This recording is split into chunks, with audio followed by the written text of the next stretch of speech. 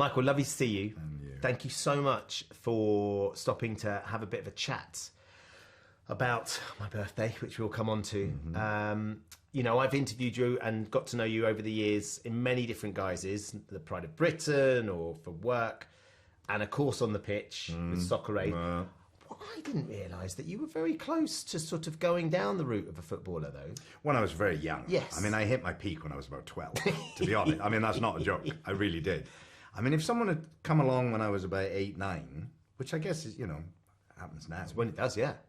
Maybe it would have all been very different. But by the time I got into my early teens, I was getting interested in acting stuff and I was sort of going a different way with things. But yeah, early on. There was a chance, though, that you could have moved to London to train with the Arsenal Academy? Well, yeah, there was a whole weird thing that happened when we went on a family holiday to Pontins on the Isle of Wight.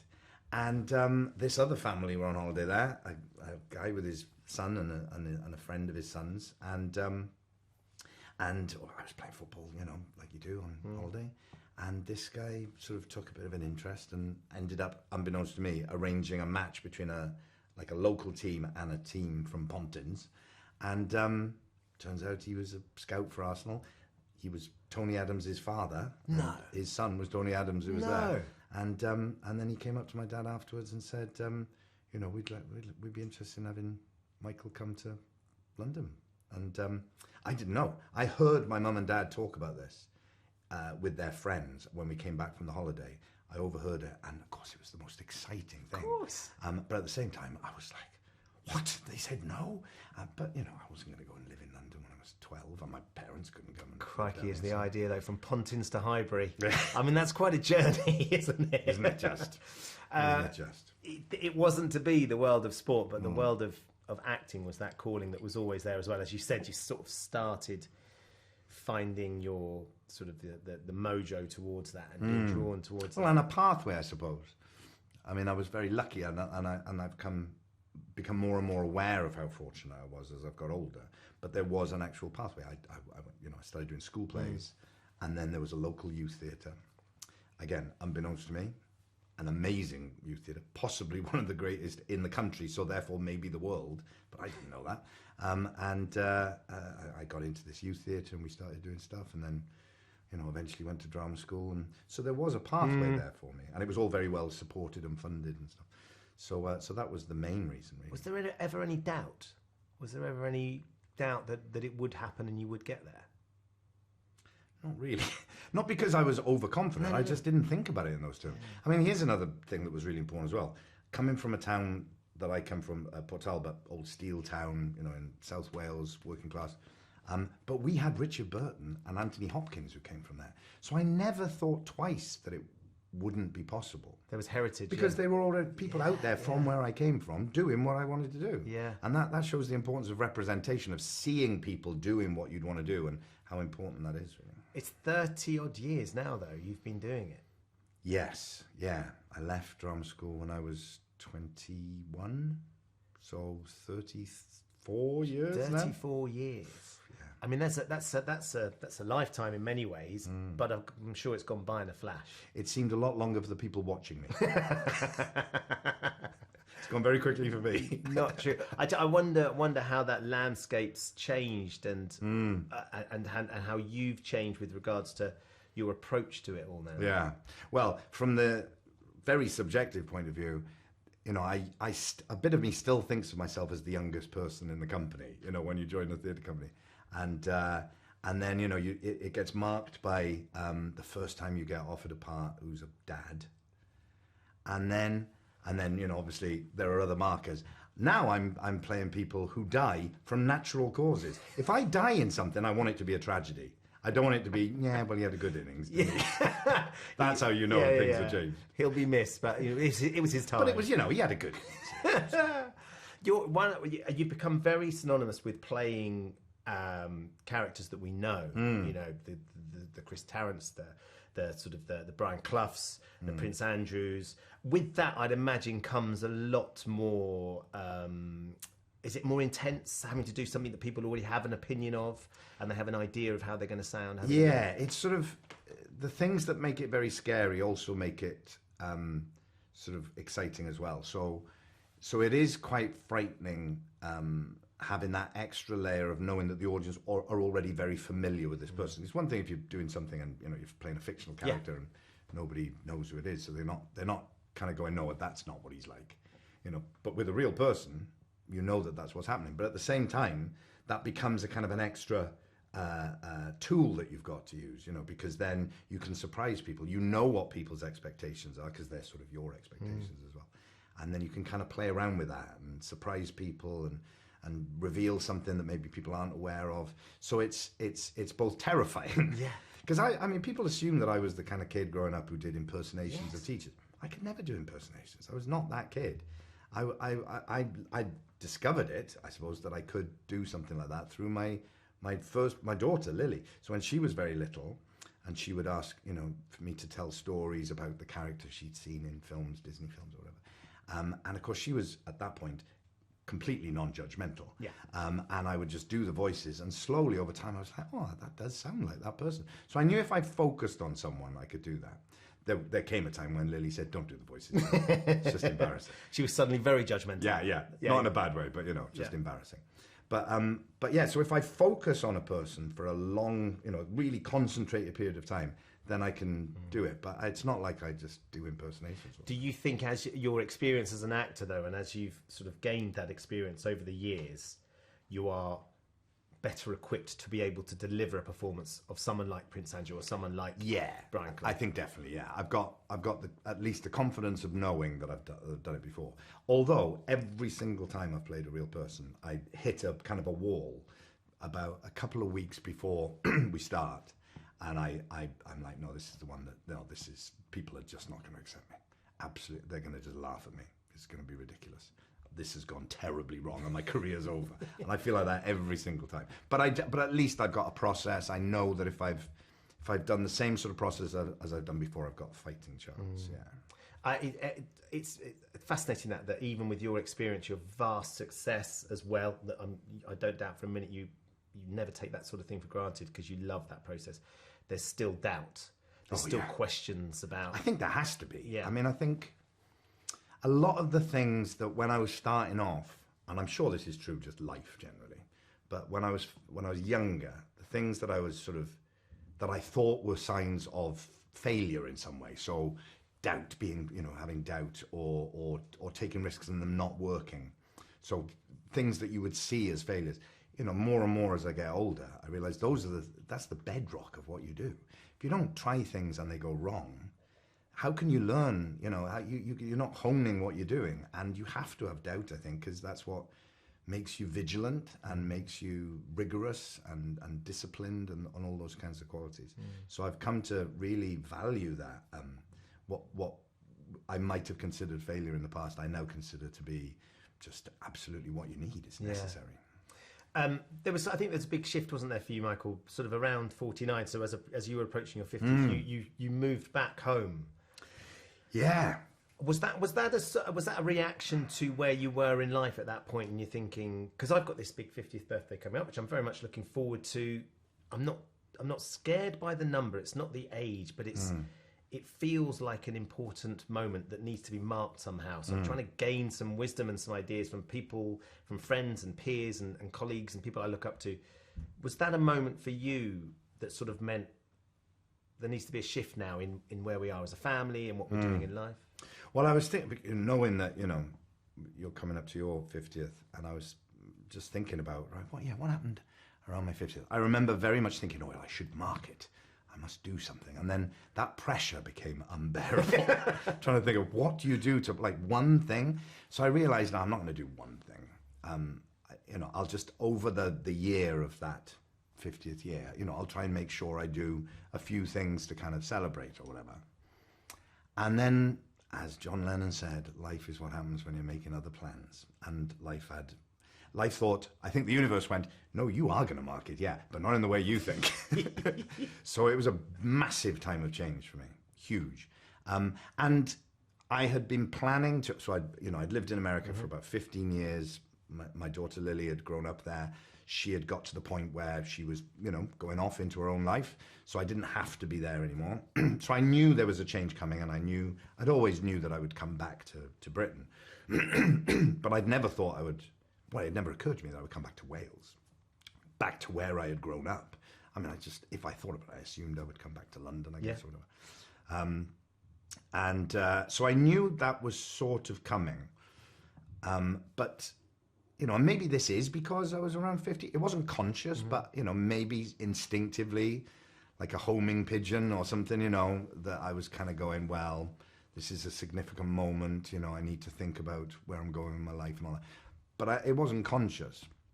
But I had definitely, over the sort of preceding 10 or so years, been starting to get more drawn to doing other things outside of acting. Yeah. And that inevitably was kind of drawing me more towards Wales again. But a couple of things happened on my 50th year. Major significant things. So one was, yes, I moved back to Wales. That actually happened, and I started living there. The other one was that I met my partner. We had a baby. It was all in a fairly short space of time. And I gave all my money away. Yes. I lost everything. So you weren't... I don't say I lost everything. No. But yeah, that all happened in my 50th year. So considering you weren't going to market in one particular way, you sort of went hook, line and sinker. Let's try something different. and I mean, there's so much there that's absolutely fascinating for that. I was talking to a friend the other day, and the idea of it being a new season, if we're sportsmen, love our sport as rugby players or footballers or whatever it is, that to mark that new period in your life. The one thing is having a baby and going back, because Lily was, I think she's probably 20 at the time. Then she would have been 20, yeah. A new partner, back in Wales, and then to do something so extraordinary with your money, with your wealth, and kind of think, I want to live in a different way. Yeah. Well, I mean, it came out of necessity, the money thing. So it wasn't something that I necessarily went, right, I'm going to just do this. But what happened was that I ended, everything that I had spent my entire working career building up and, just went. It's just all gone.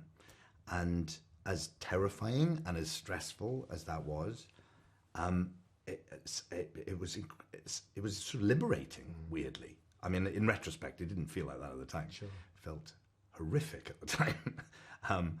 But the motivation for it at the time.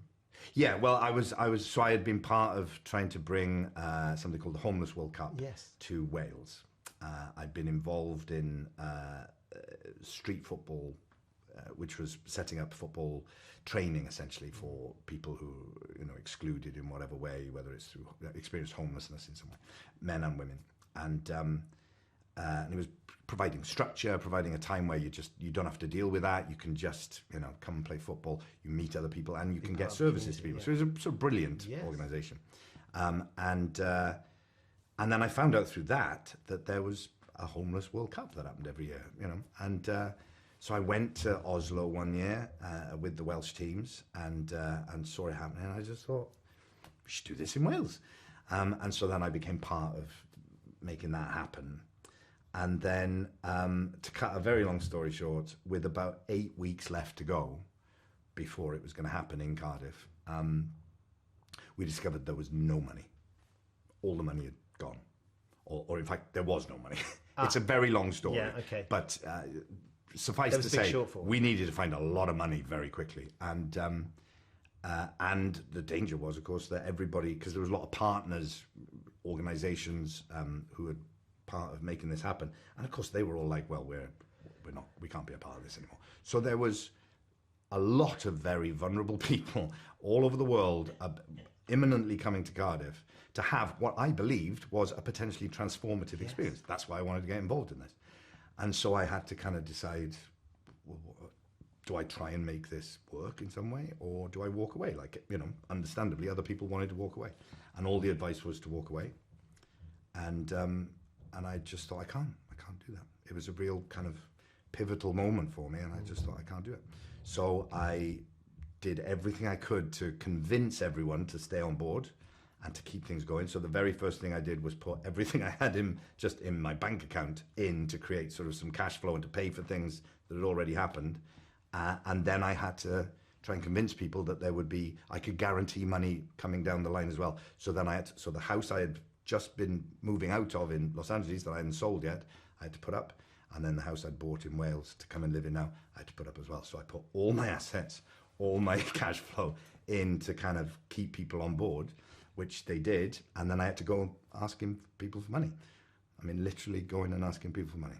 And over the next few weeks. And it happened. And we did it. And we got through it. And it was an amazing experience. And you know, I'd be sitting in meetings and Anna would be sitting there pregnant and I'd say, look, I've got a baby coming as well. I mean, I had no shame whatsoever. But by then, yeah, I'm sure. And and it happened. And then, you know, and I remember at the time thinking, well, I'm earning money. I mean, you know, there's no reason to assume that over the next however many years, I can't make some of this money back. Because a lot of it was also money that I didn't have. I had to do deals with people and go, I'll pay you this money over 3 to 5 years or whatever. So, you know, there's a lot of stuff upcoming. So I was essentially in debt for a long time, sort of still am a little bit. But I realized that, I can do this. Like, this is not something. I realized that a lot of business people, you know, talk about, it's just about juggling debt mainly. I was like, I see how that works now, right? Okay. So instead of, most people would say to me, well, you're not going to do that again, are you? You're not going to put money into that again. And actually the opposite happened. I started going, no, I'm going to put more money into things. I'm going to actually do more of this because I can see how it works now. And also I'm aware that there's a kind of window of opportunity and that window will shut eventually. I'm not going to earn. I'm not going to have the earning capacity. I'm not going to be able to do the same sort of things. So it sort of changed my life in that this crisis actually opened up whole new possibilities for me and has changed my life in all kinds of ways. So all those things that happened, this is the point, all those things that happened in my 50th year, coming back to Wales, being in a new relationship, having children again. We've had 2 now. Yeah. I've got a 2-year-old and a 5-year-old. And all of that stuff with the money thing. It completely opened up a whole new world. And just at a point where I'm sure a lot of people heading for 50 particularly, you know, can feel like, you know, it's the downhill slope after that. And, oh God, you know.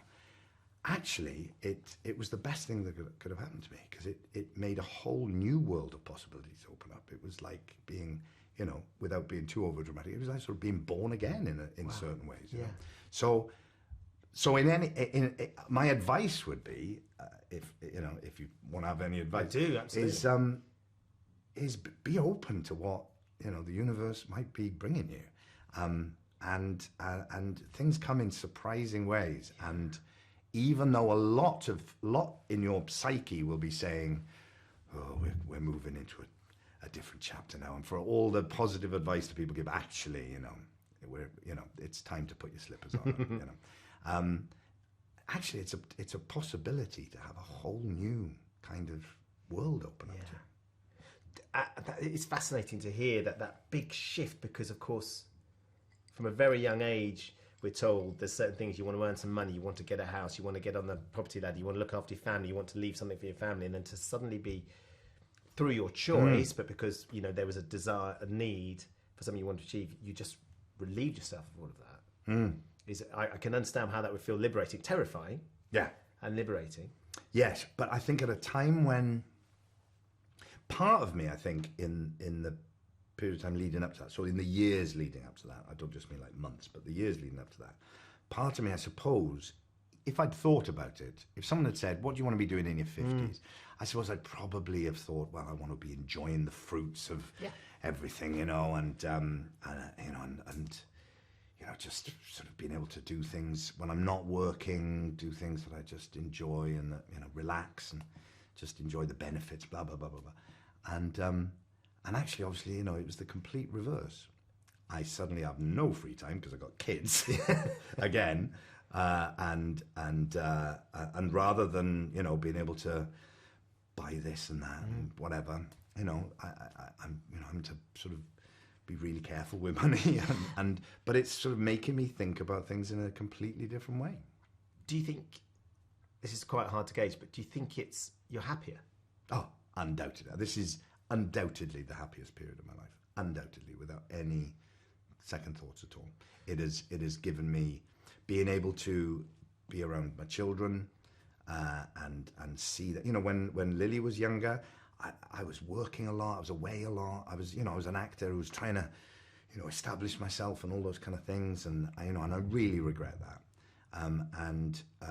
You know, being able to be with the kids now and you know, it's physically exhausting. Yeah. But it's just emotionally and psychologically and spiritually, it's just amazing.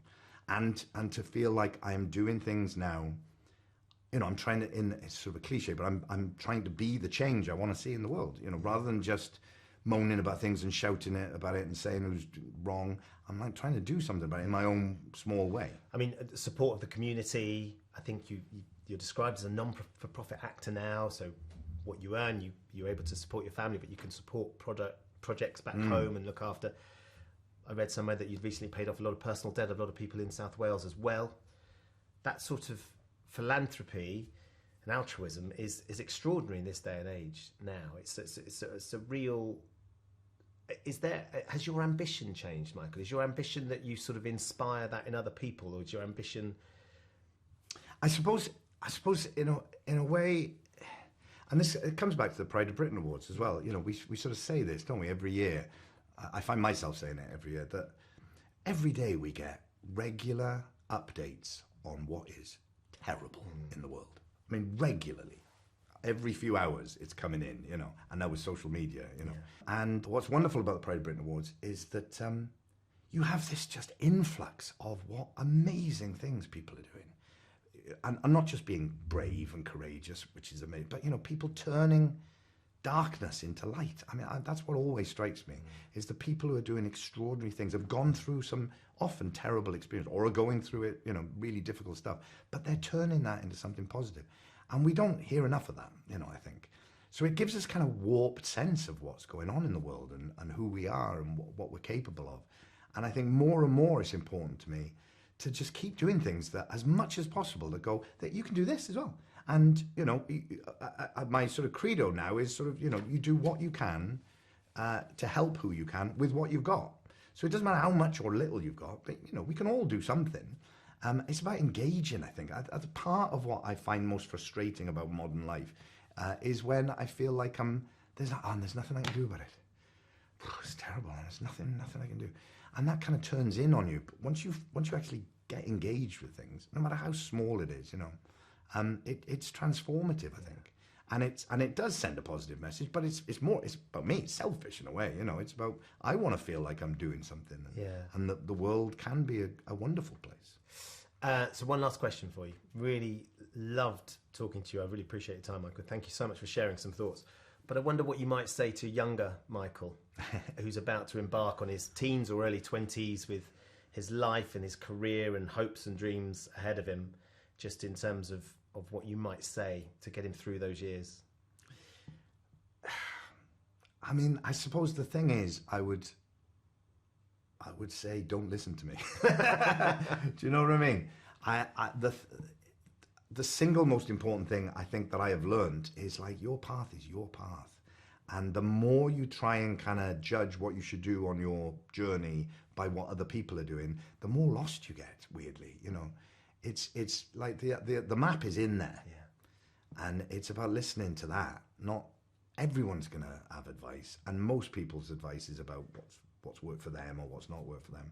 And that is very different to you, you know. The other thing that I've found as I've got older, I look back on my time as a teen, in my teens, and I think about, I remember back then, I thought the things I was into then were just like treading water. Like, the things I'm going to be really into and that are going to be important to me are down the line, like my life's down there. And I realized more and more that those things I was into then are the things that still matter the most to me. They're the things that kind of guided me. And other people would look at those things and go, oh, rubbish, you know. But it's what's important to you, and holding on to that and letting that guide you, rather than looking around and judging yourself by what other people are doing. Because it's a long game, and in that long game, those things are just gold. You know, all those fairy tales and legends that we hear about, you know, someone gives you a magic this and a magic that. You know, it's true. You have all those magic items in there, and they will guide you. But the danger is that you think, well, because it's not magic, because it doesn't look like other people's magical things. You've got them, and you know, relish them and preserve them and nurture them. Yeah. They will guide you. Amazing. Michael, thank you so much. Honestly, I could talk to you all afternoon. It's been really, really lovely to get some thoughts. Just absolutely it's a pleasure. Brilliant fun. Have a great 50th. Oh, it will be. It will be great. Yeah. I don't think I'm going to have any children, though. Just going to be honest. You never know. Thank you for visiting our This Morning YouTube channel. We upload new content every day, so go ahead and hit that subscribe button so you don't miss out, and we'll see you in the morning.